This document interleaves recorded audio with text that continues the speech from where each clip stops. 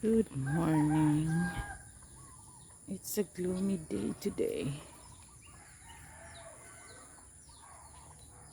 Umusbong na dito yung naliwi kong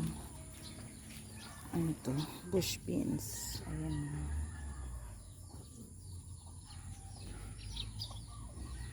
Tapos yung kamatis. Lumalaki na yung aking dragon stem.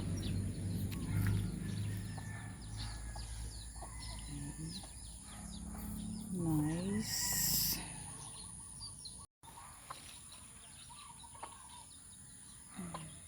Ito ditong bee ba yan?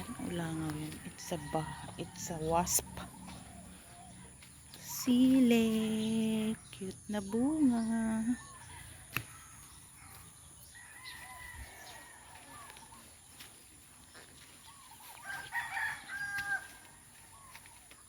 Wala pa rin dito. Uy! Mayroon na din isang umusbong na scarlet runner dito. Oh, mayroon din dito. Ayun ang aking scarlet runner, tumubo na. Tapos trinim ko naman ng konti yung kalamansi para naman makahinga siya. Nakabili ako kahapon ng pruning scissor. Yan. Okay naman siya, maliit lang. Sana tumagal din to. Medyo may kamahalan din. Anong brand ba to? Stanley. Itong rambutan para naman makahinga siya ng konti at napaka-crowded niya.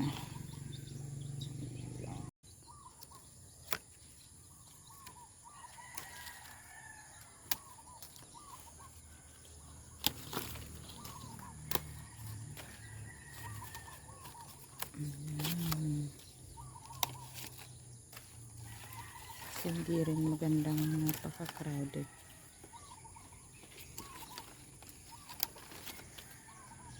Kumuha ako today ng talbos ng kamoteng kahoy pang ulam.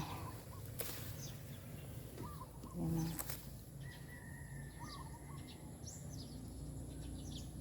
Para may pang ulam tayo. Ganito sa probinsya, pag may tanim ka sa bakuran, hindi ka nabibili. Ang mahal pa naman ng mga gulay ngayon. Tapos ito, fresh na fresh.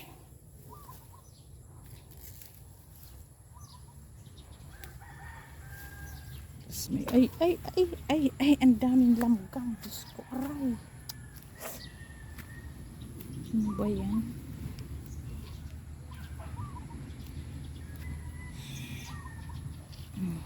Tapos may dito, daming basura, tatapon yung mga taga-taas dito.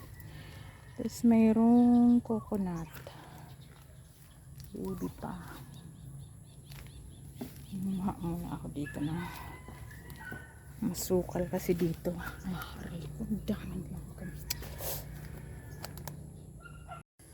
Tapos ito yung mulberry. Oh, ang liliit lang ng bunga. Oh.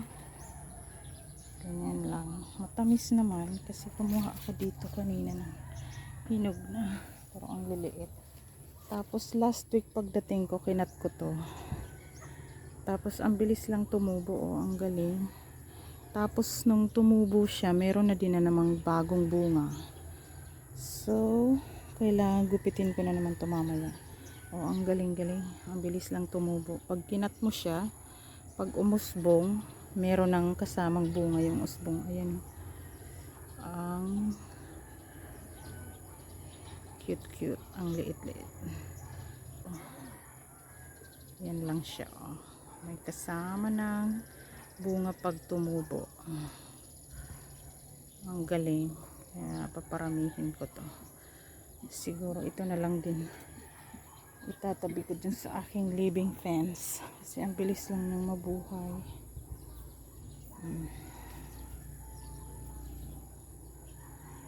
Tapos ito pinutol na dyan last week.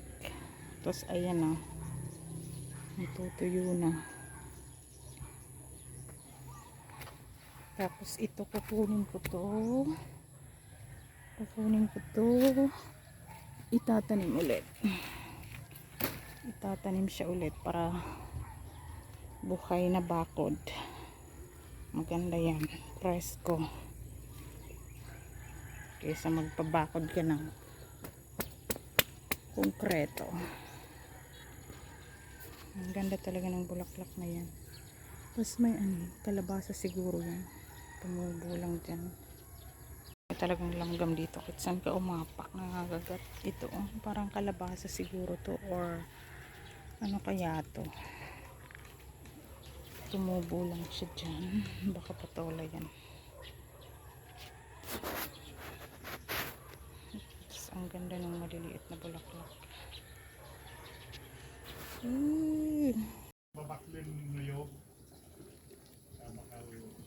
Patola.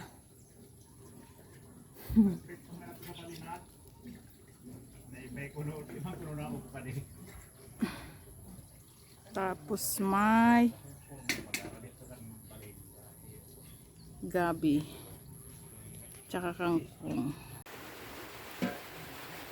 Hindi mo na idaba-daba ako kung ano kan ako kung supay sabi ni Misar tinda kan sir.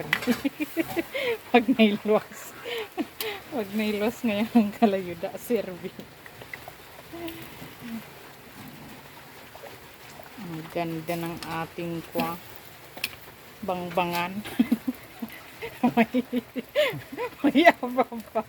Ay, ito talaga yung authentic na real pa. Buhay Probinsya. May chef.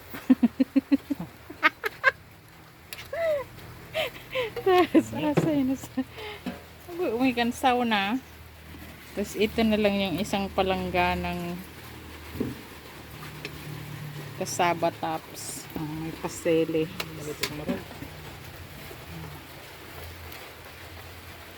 Yes.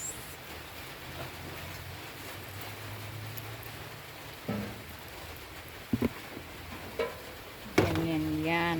Tapos mayroon pang ano pan Tagalog ika de? Liputok. Kaka.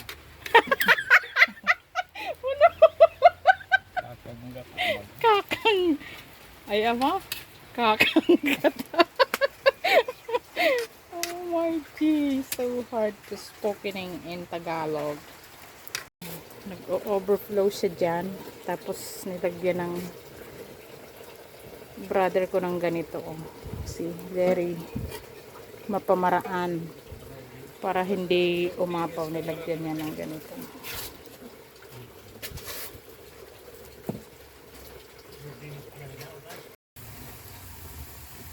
Pwede nagidibutang sukakang gata. May bagol. May bagol lang laad. Baga pwede na kan. Butang na. Yes. Kakang gata.